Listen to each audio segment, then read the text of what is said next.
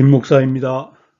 교육을 넘어서 설교를 넘어서 조금은 낯설게 또 거슬리게 불편하게 아직 오지 않은 새 것을 꿈꾸며 자본주의 바깥으로 여행을 떠납니다.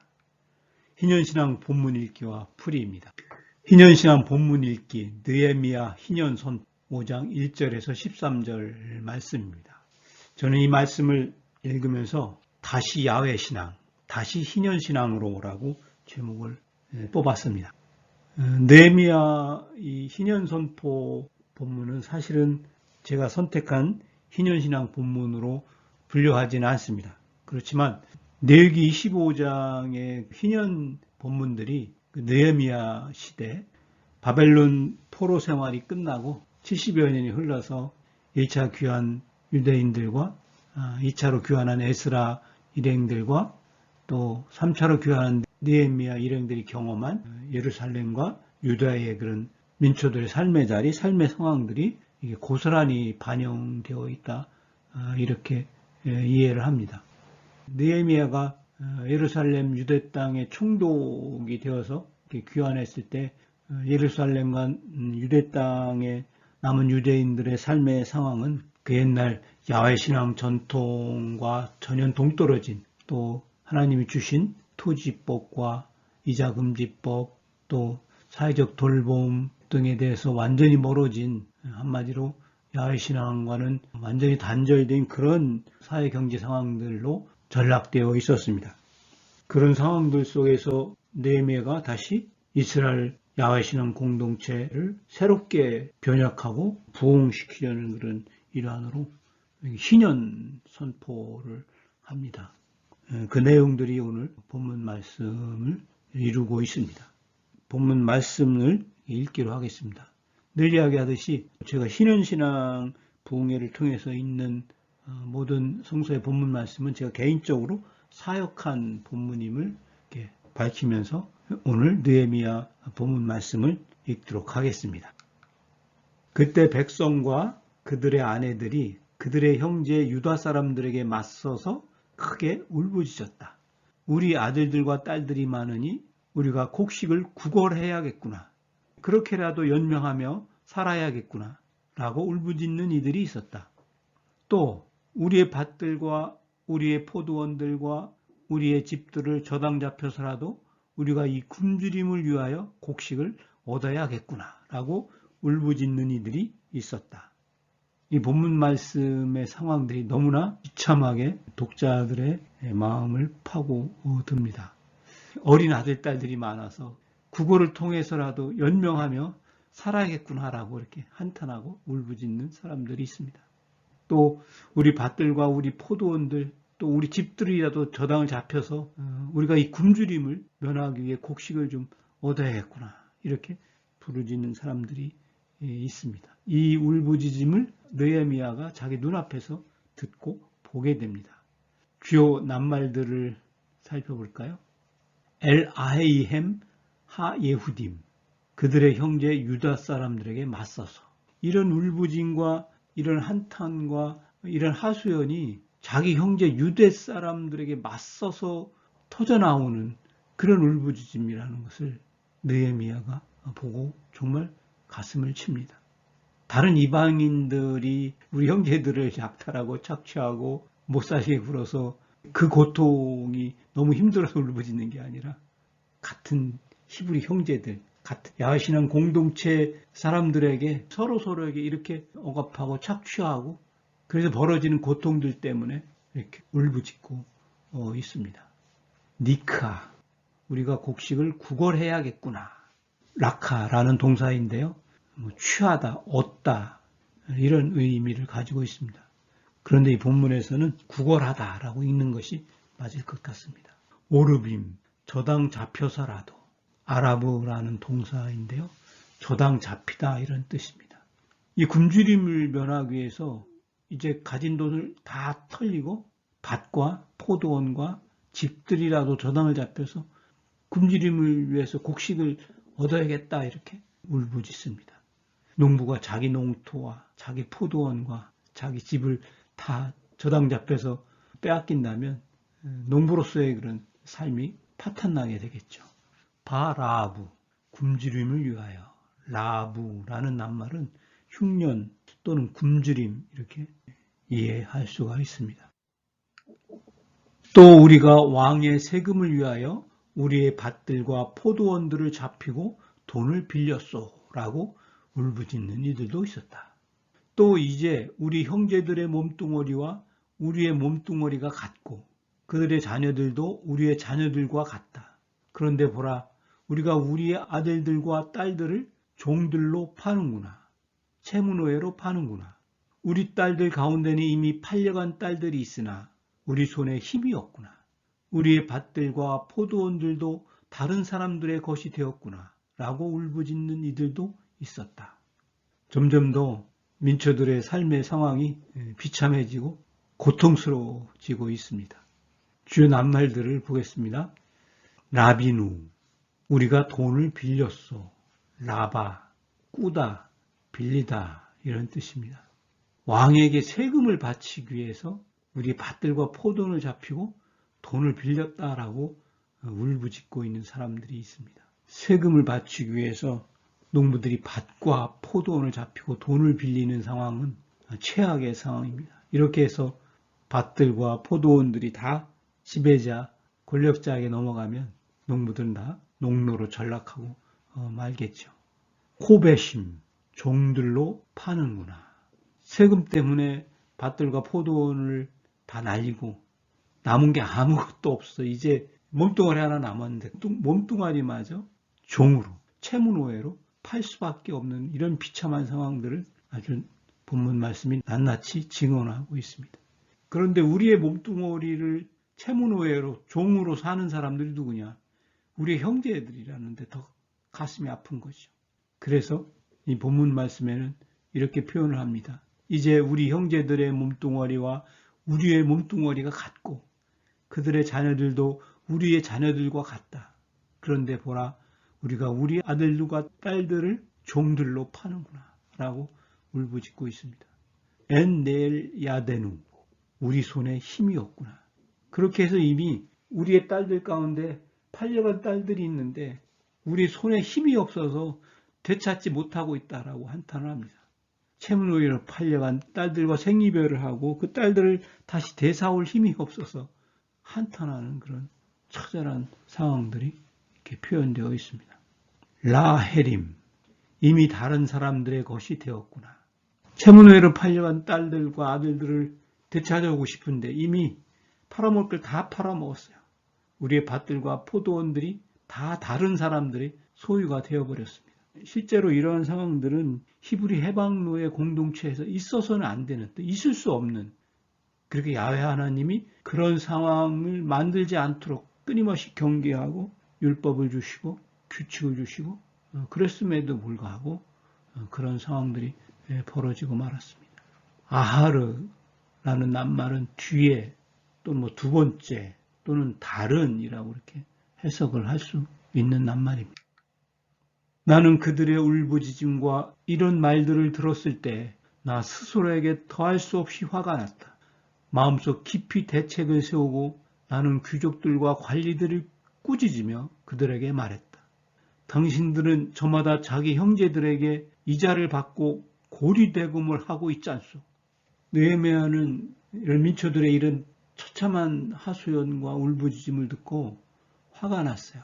화가 났는데 자기 스스로에게 더할 수 없이 참을 수 없이 화가 났다고 이야기를 합니다. 주요 낱말들을 보겠습니다. 이하르 니 메오드, 나 스스로에게 더할 수 없이 화가 났다. 이런 상황들을 보고 경험하면 화가 나지 않을 수 없겠죠. 나라와 민족에 대해서 또 이웃들에 대해서 아무리 냉랭한 가슴을 가진 사람들이라도 화가 나게 될 것입니다. 하라라는 동사인데요. 분노에 불타다 이렇게 이해할 수 있습니다. 이말레크, 마음속 깊이 대책을 세우고 말라크라는 동사입니다. 자기 중심의 대책을 세우다 이렇게 이해하면 되겠습니다. 근데 여기 주어가 불분명합니다. 주어가 나가 아니에요.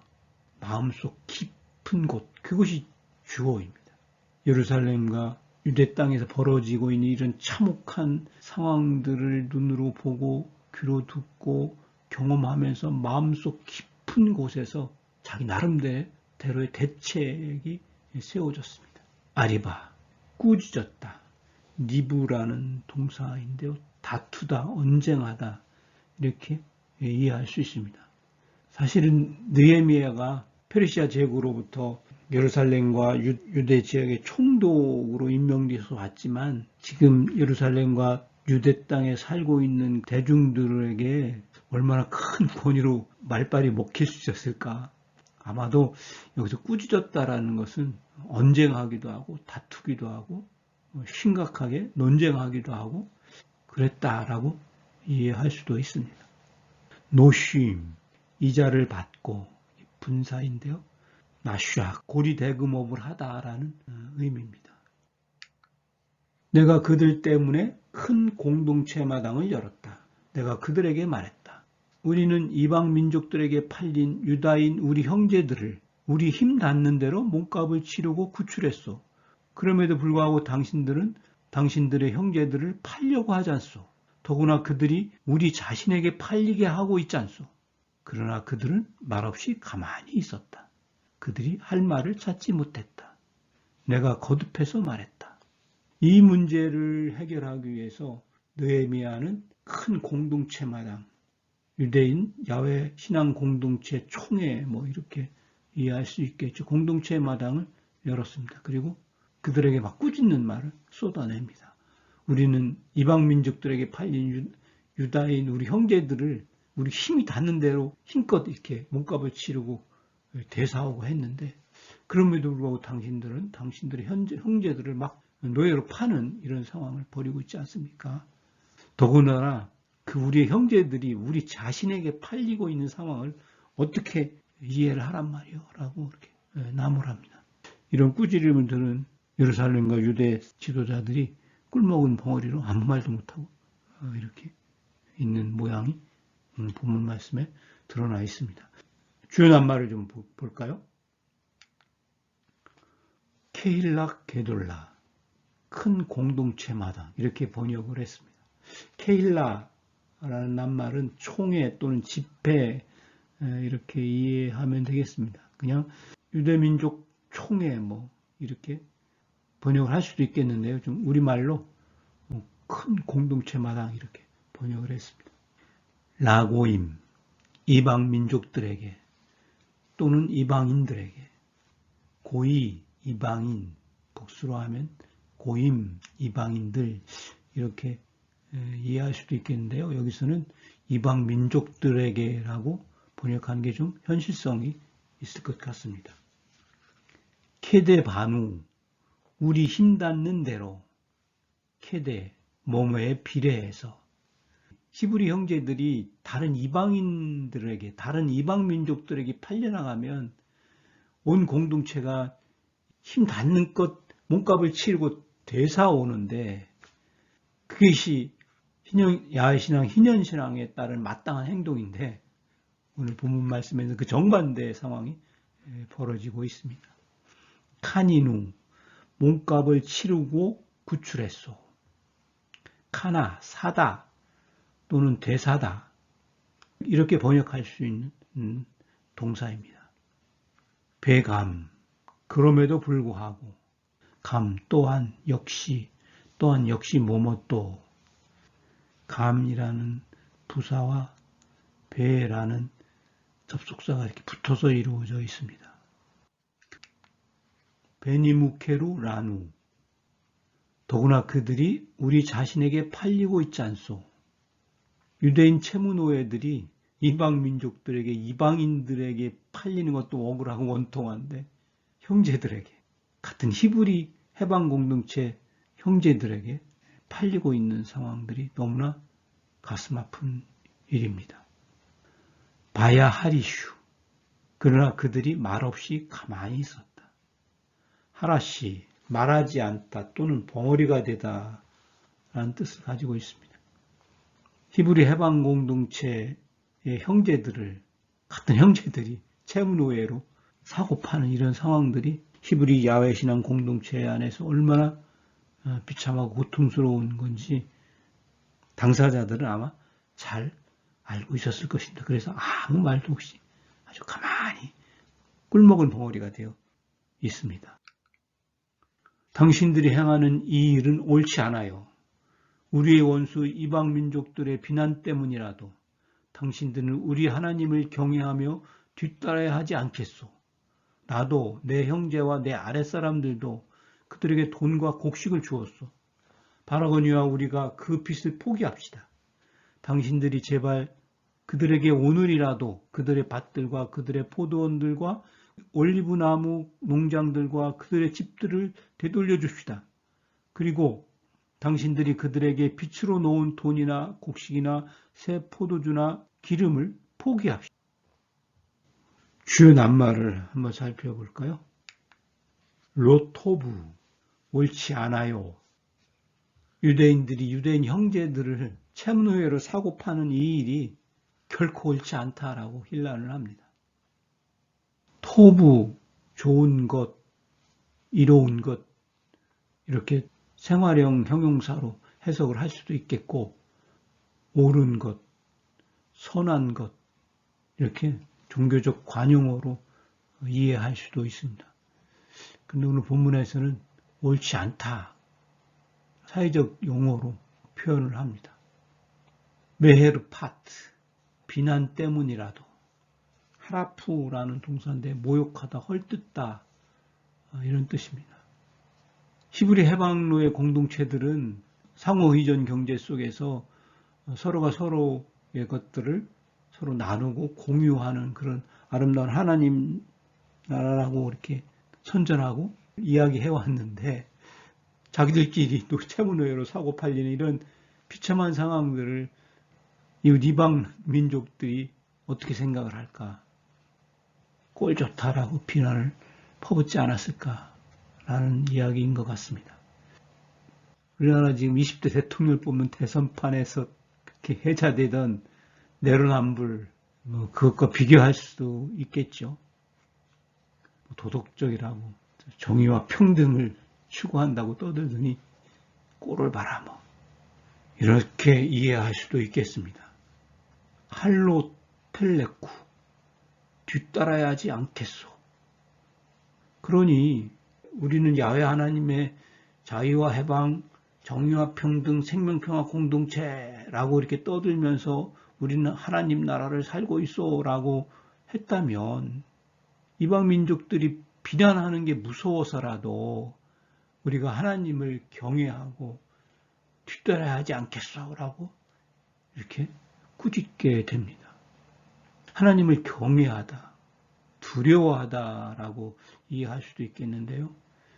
본문 말씀에서 하나님을 경외하다, 두려워하다라는 의미는 하나님과 하나님의 말씀을 받들고 배우고 따른다는 뜻이겠죠. 그래서 뒤따라야 하지 않겠소 이렇게 얘기를 합니다. 텔레쿠, 할라크라는 동사입니다.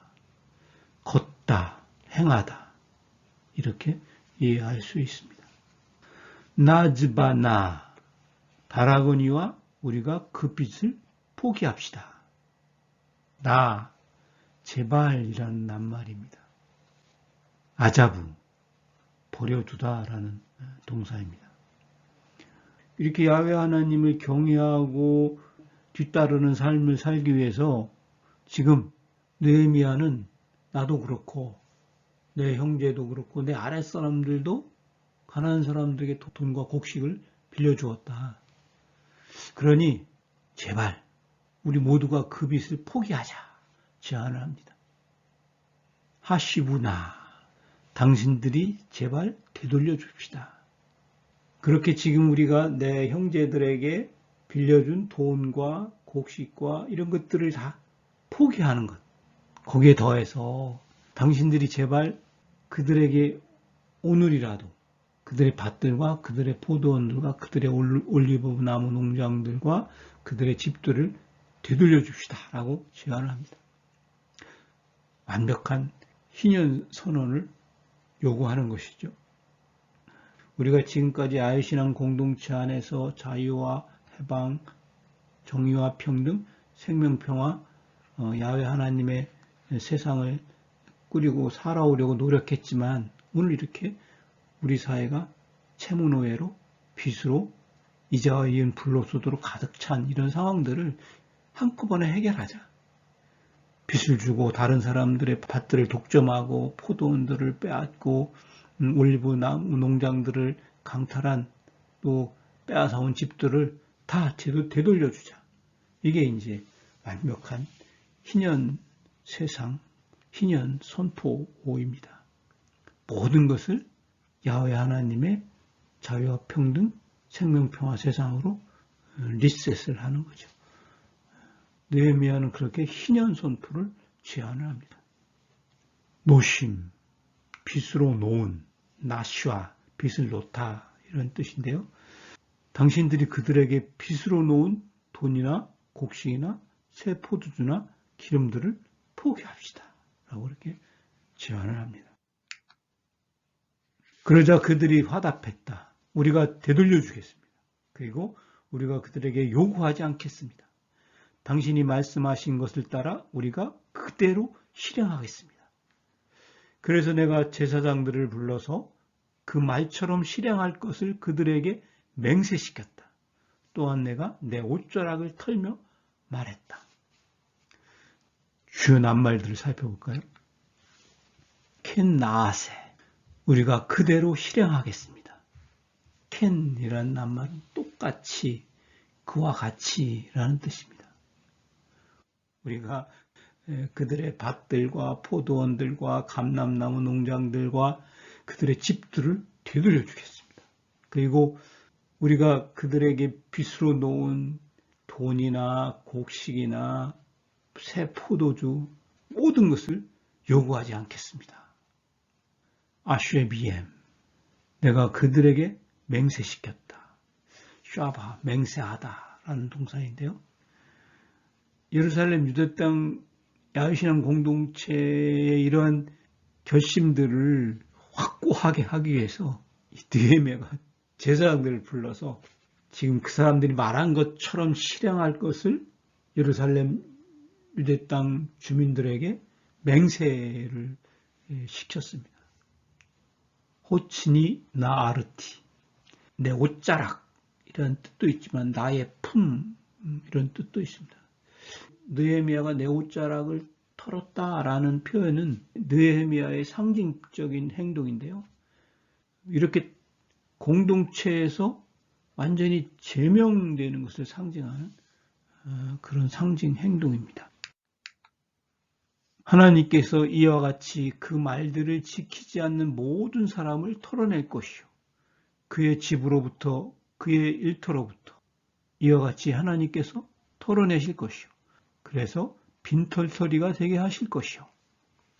온 공동체가 아멘이라고 화답했다. 그들이 야훼를 찬양했다. 그리고 백성이 그 말대로 실행했다. 느헤미야가 자신의 옷자락을 터는 상징 행동을 통해서 하나님께서 당신들이 한 그 말을 지키지 않는 모든 사람들을 이렇게 털어낼 것이요. 털어내는데 그 사람의 집으로부터, 그 사람의 일터로부터 이렇게 하나님이 털어내실 것이요. 그래서 오늘 자기가 한 이 말을 지키지 않는 사람들은 빈털터리가 될 것이요 라고 이렇게 예언을 합니다. 그래서 온 공동체가 아멘이라고 화답을 합니다. 카카, 이와 같이. 카, 그렇게, 그렇듯이 거기에다 전치사 또 카가 붙었습니다. 아주 강조하는 말이겠죠. 꼭 그렇게 뭐 이런 뜻이겠습니다. 미기오, 그의 일터로부터. 얘기야, 일 또는 노력의 결과라고 이해할 수 있습니다. 야가라는 동사로부터 왔는데요. 야가라는 동사는 수고하다, 애쓰다 그런 의미가 있습니다. 내가 수고하고 애쓰는 결과물이 만들어지는 곳, 그런 의미에서 그의 일터로부터 이렇게 번역을 했습니다. 라크, 빈털터리. 문자적으로는 마른 또는 야윈이라는 의미를 가지고 있는데요. 바싹 마른 또는 바싹 야윈, 빈털터리라고 이렇게 번역을 했습니다. 예할렐루 에트 예흐바, 그들이 야훼를 찬양했다. 마침내 느헤미야 시절에 예루살렘과 유대인 공동체가 할렐루야, 야훼를 찬양했습니다. 공동체가 야훼를 찬양했다는 것은 이제 야훼 해방신앙 공동체의 야훼신앙, 희년신앙을 회복했다, 이런 의미로 이해할 수 있겠습니다. 야훼 해방신앙, 희년신앙의 핵심은 해방과 자유, 구원, 정의와 평등, 생명, 평화가 넘쳐나는 세상입니다. 희년신앙 본문 읽기 느헤미야 희년 선포, 느헤미야 5장 1절에서 13절, 다시 야훼신앙, 다시 희년신앙으로 라는 본문 말씀을 읽었습니다. 여기까지 하겠습니다. 고맙습니다.